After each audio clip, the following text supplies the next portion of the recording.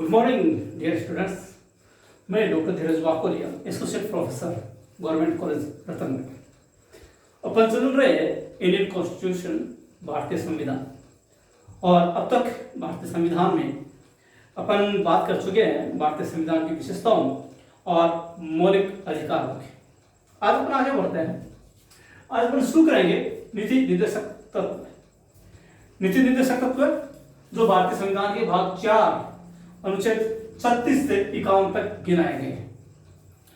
अपन अगर नीति निर्देशक तत्वों की बात करें तो सबसे पहले हम इसकी स्रोत की बात करते हैं। ये लिए गए हैं आयरलैंड के संविधान से, और भारतीय संविधान में ये भाग 4 एकमात्र ऐसा भाग है, या यूं कहें कि एकमात्र ऐसी जगह है जहां हम और इसके लिए न्यायालय की शरण में नहीं जा सकते।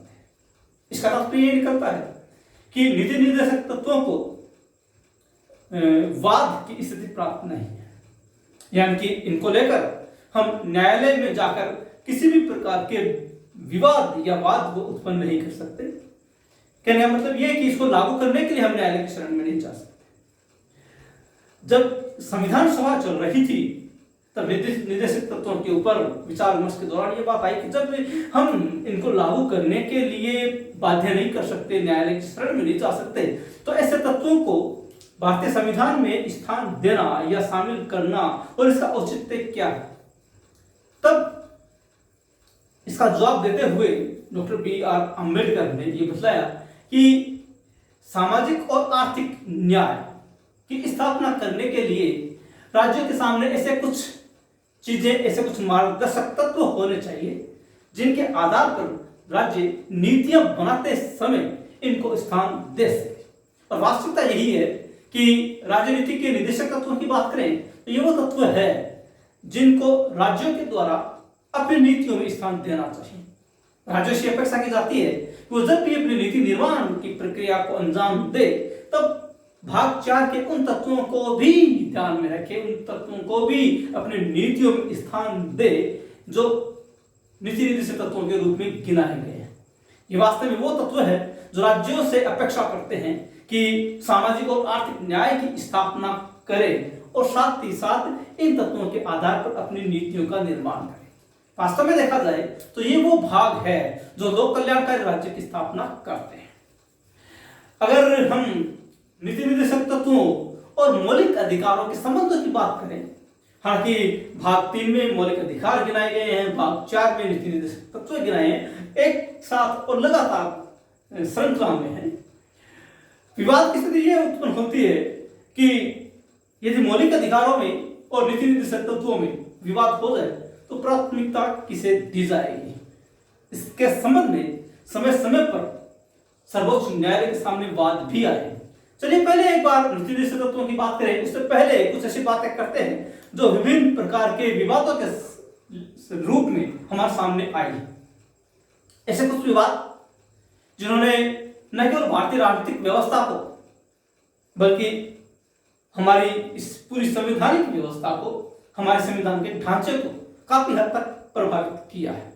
सबसे पहले बात करते हैं 1951 के शंकरी प्रसाद केस की और 1965 के सज्जन सिंह केस की। ये जो दो केस हमारे सर्वोच्च न्यायालय के सामने आए थे, इन दोनों ही केसों में सर्वोच्च न्यायालय ने यह निर्णय दिया, यह स्वीकार किया कि संसद मौलिक अधिकारों में परिवर्तन कर सकती है। यानी कि जहां संसद की शक्ति की बात आई कि संसद क्या कार्य कर सकती है, उसकी शक्तियां कहां तक है, क्या शक्तियों के ऊपर कुछ सीमाएं हैं, क्या संसद मौलिक अधिकारों में भी परिवर्तन कर सकती है या मौलिक अधिकार संसद की शक्तियों से परे है। यानी कि कई ऐसे विवाद आए जिनमें समय समय पर आए विवादों में 1951 में आया शंकरी प्रसाद केस और 1965 में आया सज्जन सिंह केस प्रमुख थे।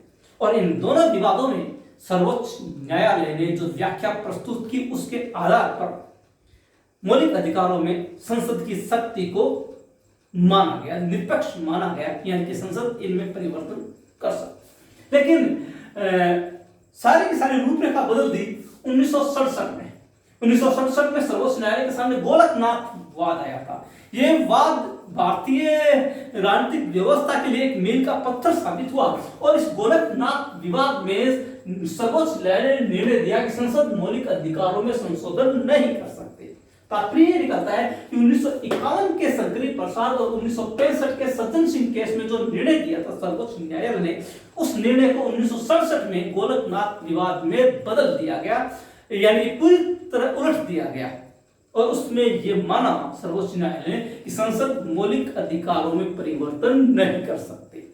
यानी कि जहां 1965 तक संसद की शक्ति को मौलिक अधिकारों तक माना गया था कि उसमें परिवर्तन कर सकती है, लेकिन 1967 में यह स्वीकार कर लिया गया, या हम यूं कहें कि संसद की शक्ति पर एक सीमा लगा दी गई कि वो मौलिक अधिकारों में कोई परिवर्तन नहीं कर सकती। उसके पश्चात एक इंदिरा सरकार ने 1971 में 24वां संविधान संशोधन किया था 1971 में, और इस संविधान संशोधन का उद्देश्य था गोरखनाथ केस को अप्रभावित करना।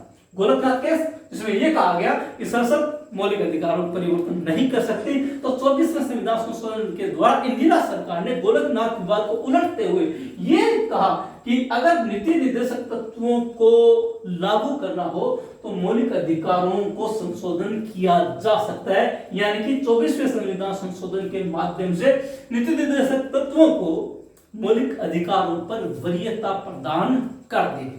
शाब्दिक अर्थ ये निकलता है कि अब 1971 के इस 24वें संविधान संशोधन के उपरांत नीति निर्देशक तत्व मौलिक अधिकारों से ऊपर हो गए। इसका अर्थ यह भी निकलता है कि नीति निर्देशक तत्वों की क्रियान्विति के लिए मौलिक अधिकारों में संशोधन किया जा सकता है। याद रखिए 1967 में गोरखनाथ विवाद में सर्वोच्च न्यायालय ने यह कहा था कि संसद मौलिक अधिकारों में परिवर्तन नहीं कर सकती, और 1971 में 24वें संविधान संशोधन के द्वारा नीति निर्देशक तत्वों को लागू करने के लिए मौलिक अधिकारों में संशोधन की शक्ति को माना गया। किसके माध्यम से? संविधान संशोधन के माध्यम से। यानी कि संविधान संशोधन के माध्यम से संसद को यह शक्ति दे दी गई कि वो मौलिक अधिकारों में परिवर्तन कर सकती है, लेकिन साथ एक शर्त लगा दी गई, ये परिवर्तन तभी किया जा सकता है जब नीति निर्देशक तत्वों को लागू करना हो। यानी कि गोरखनाथ विवाद की स्थिति को उलट दिया गया संविधान संशोधन के माध्यम से। फिर एक विवाद आता है 1973 में।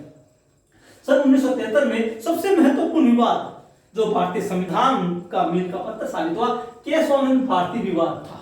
केशवानंद भारती विवाद में इससे जो 24वां संविधान संशोधन किया गया था, इसको चुनौती दी गई सर्वोच्च न्यायालय में केशवानंद भारती ने, और चुनौती दी गई सर्वोच्च न्यायालय ने निर्णय दिया कि मौलिक अधिकारों में परिवर्तन किया जा सकता है, किंतु संविधान का मूल ढांचा प्रभावित नहीं होना चाहिए। जो मूल ढांचे की अवधारणा है हमारे संविधान के संदर्भ में, ये 1973 के केशवानंद भारती विवाद के समय सर्वोच्च न्यायालय के द्वारा दिए गए निर्णय के अनुरूप उत्पन्न हुआ। यानी कि हम यूं कह सकते हैं कि मूल अधिकारों से जो संविधान का मूल ढांचा है उसका संबंध किस विवाद से है, तो वो विवाद है 1973 का केशवानंद भारती विवाद। यानी कि केशवानंद भारती विवाद के माध्यम से जो 24वां संविधान संशोधन हुआ था, जिसमें ये कहा गया था कि मौलिक अधिकारों में संशोधन किया जा सकता है, इसी बात को सर्वोच्च न्यायालय ने भी माना। यानी कि मौलिक अधिकारों में संशोधन किया जा सकता है, लेकिन साथ ही साथ एक बात और लगा दी गई कि संविधान का मूल ढांचा प्रभावित नहीं होना चाहिए। फिर एक केस आता है 1980 में मिनर्वा मिल्स।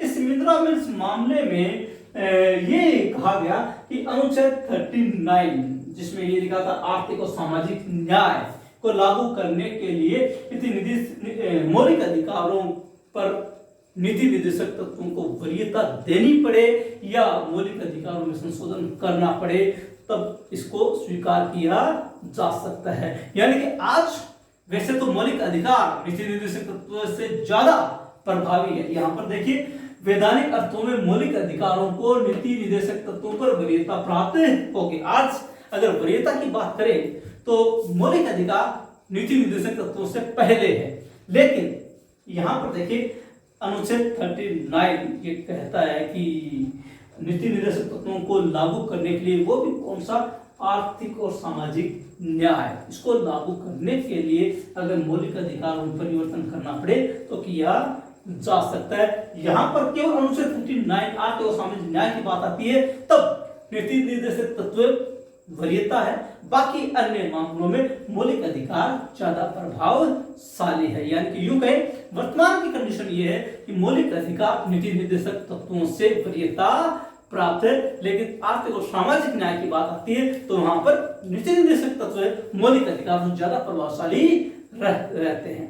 खैर, ये कुछ महत्वपूर्ण विवाद तथ्य जो हमारे इस पूरे के पूरे घटना चक्र में मौलिक अधिकार और नीति निर्देशक तत्वों के संबंध में 1951 से लेकर के आज तक परिलक्षित हुए हैं, और समय समय पर इसके संबंध में सर्वोच्च न्यायालय ने जो व्याख्याएं प्रस्तुत की है, जो व्याख्या दी गई है, उसके आधार पर जो वर्तमान की स्थिति प्रकट हुई है उसके बारे में हमने बात की। आज केशवानंद भारती विवाद के बाद और मिनर्वा मिल्स केस के बाद स्थितियां बदल गई है। मौलिक अधिकारों में संशोधन किया जा सकता है, संसद की शक्ति है, और अगर अनुच्छेद 39 सामाजिक और आर्थिक न्याय की बात करें तो वहां पर वरीयता देने के लिए नीति निर्देशक तत्व ज्यादा प्रभावशाली माने जाएगी। चलिए कुछ प्रमुख नीति निर्देशक तत्वों की बात कर लेते हैं। सबसे पहले अनुच्छेद 36 में नीति निर्देशक तत्वों की परिभाषा दी गई, यानी नीति निर्देशक तत्व क्या है, ये क्या अपेक्षा रखते हैं, इनका उद्देश्य क्या है, और राज्य इनको लागू करने के लिए क्या कार्य करें, और अपनी नीतियां बनाते समय, अपने निर्णय करते समय, योजनाएं बनाते समय इन नीति निर्देशक तत्वों को अपनी नीतियों में स्थान देंगे। ये राज्य से अपेक्षा की गई है, अनुच्छेद 36 में बताया गया है। और अनुच्छेद 39 क्या है, समान न्याय और निःशुल्क विधिक सहायता की बात कहता है, यानी कि ऐसे व्यक्ति जो विधिक सहायता प्राप्त करने में असक्षम है, ऐसे व्यक्ति जिनके पास अपने पक्ष को प्रकट करने के लिए कोई विधिक शक्ति नहीं है, कोई उनके पास वकील आदि करने के लिए कुछ सिस्टम नहीं है, तो ऐसी स्थिति में ये अनुच्छेद 39 ये कहता है कि न्याय की प्राप्ति के लिए उनको निःशुल्क विधिक यानी कि कानूनी सहायता प्रदान की जाएगी, और इसका सारा व्यय वहन राज्य सरकार के द्वारा किया जाएगा, यानी ताकि सामाजिक न्याय की स्थापना हो सके। अनुच्छेद 40 महात्मा गांधी की विचारधारा से प्रेरित है और ये घोषणा करता है ग्राम पंचायतों के गठन की, और जो सन 1959 में भारत में जो पंचायत राज की स्थापना होती है उसके पीछे सोच यही थी अनुच्छेद 40, यानी कि अनुच्छेद 40 वो तत्व है जिसके आधार पर राज्यों ने अपनी नीतियों में नीति निर्देशक तत्वों को स्थान प्रदान किया, और भारत के लगभग सभी राज्यों में 1950 के दशक में पंचायतों के गठन की प्रक्रिया प्रारंभ हो गई थी। राजस्थान में भी ये हुई और अन्य राज्यों में भी, और आज 73वें संविधान संशोधन के पश्चात तो इसको और भी ज्यादा संवैधानिक आधार प्रदान कर दिया गया। अनुच्छेद 40 ये कहता है कि राज्य ग्राम पंचायतों के गठन के लिए प्रयास करेगा, और राज्यों ने ऐसा किया भी है। और अगला है अनुच्छेद 44 नागरिकों के लिए समान नागरिक संहिता। यह अनुच्छेद 44 से डिक्लेयर करता है कि प्रत्येक नागरिक चूंकि राज्य में समान है, इसलिए नागरिकों के बीच में किसी भी प्रकार से किसी भी आधार भेदभाव ना हो, ना सामाजिक स्तर से, ना आर्थिक स्तर से, और ना ही धार्मिक, विशेष रूप से धर्म के आधार पर। तो ऐसी स्थिति में प्रत्येक व्यक्ति के बीच में राज्य ये प्रयास करेगा कि समान नागरिक संहिता लागू की जाए। इसके संबंध में समय समय पर बात भी आते रहे हैं, लेकिन अब तक राज्य समान नागरिक संहिता स्थापित करने में कामयाब नहीं हो पाया। हालांकि नीति निर्देशक तत्व ये घोषणा करते हैं अनुच्छेद 44 के तहत कि राज्य प्रयास करेगा कि वह व्यक्तियों के मध्य समान नागरिक संहिता की स्थापना करे। अगला है अनुच्छेद 46, ये कुछ विशेष वर्गों के लिए घोषणा करता है, अनुसूचित जाति, अनुसूचित जनजाति और अन्य दुर्बल वर्गों के लिए शिक्षा और अर्थ संबंधी हितों की अभिवृद्धि, यानी कि जहां पर शिक्षा के संबंध में और अर्थ संबंधी यानी कि उनकी आर्थिक स्थिति के संबंध में कोई मुद्दा आता है, कोई बात आती है, और इनको ये लगता है, राज्य को ये लगता है कि वास्तव में ये वर्ग पिछड़े हुए हैं, पीछे हैं, दुर्बल हैं, और उनको विशेष प्रावधान करने चाहिए, तो अनुच्छेद 46 उनको ये शक्ति देता है कि राज्य अपनी नीतियां बनाते समय ऐसे वर्गों का विशेष ध्यान रखेगा जो अनुसूचित जाति, अनुसूचित जनजाति और अन्य जो दुर्बल वर्ग हैं।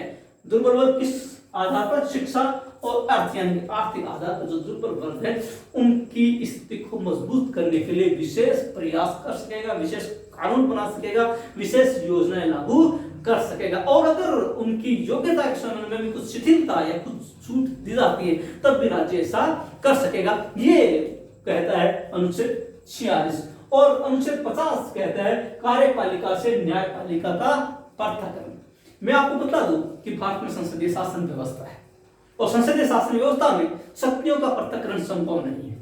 शक्ति पृथक्करण का सिद्धांत लागू होता है अध्यक्षात्मक शासन व्यवस्था में, जहां पर व्यवस्थापिका, कार्यपालिका और न्यायपालिका तीनों एक दूसरे से अलग होते। लेकिन भारत में संसदीय शासन व्यवस्था, इसलिए शक्ति पृथक्करण संभव नहीं है। लेकिन फिर भी ये अनुच्छेद 50 ये कहता है कार्यपालिका से न्यायपालिका का पृथक्करण, यानी कि न्यायपालिका स्वतंत्र रहे, कार्यपालिका का उसके ऊपर किसी भी प्रकार का दबाव और हस्तक्षेप ना रहे।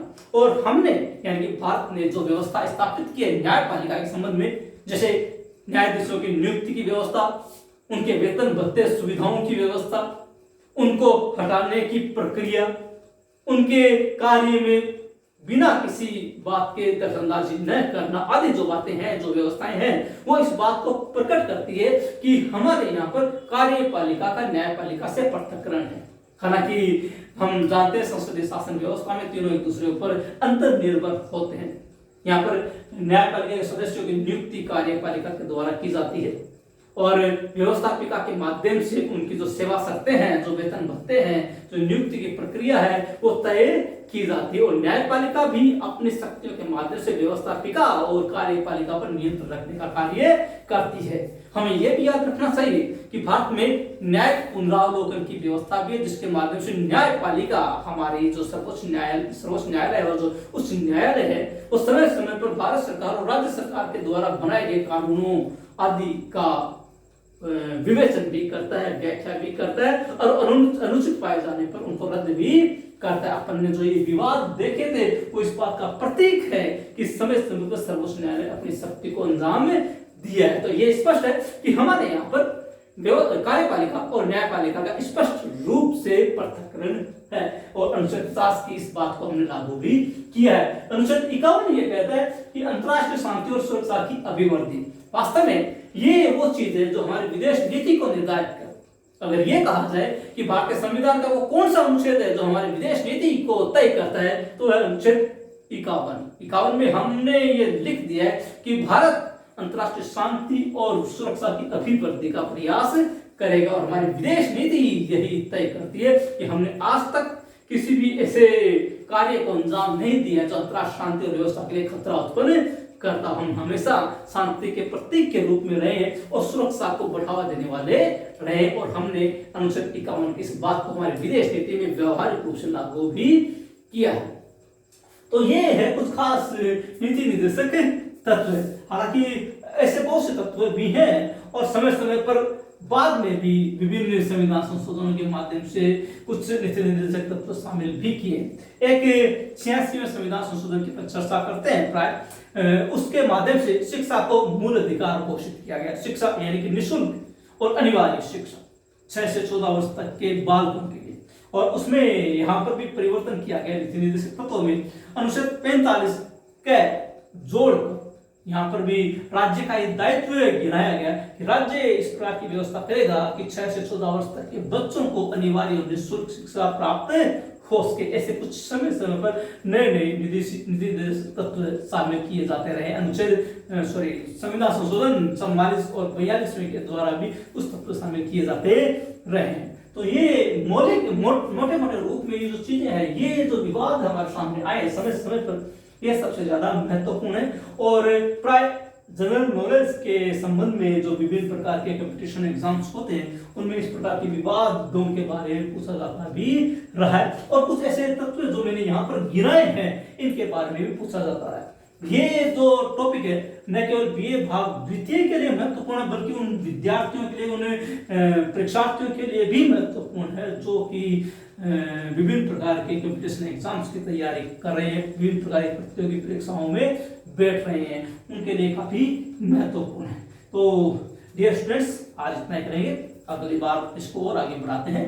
अगर कोई समस्या कहीं पर आपके सामने आती है तो कमेंट बॉक्स में जाकर लिखें, आपकी समस्या का समाधान किया जाएगा। और अगर अब तक आपने इस चैनल को सब्सक्राइब नहीं किया है तो कृपया चैनल को सब्सक्राइब कीजिए।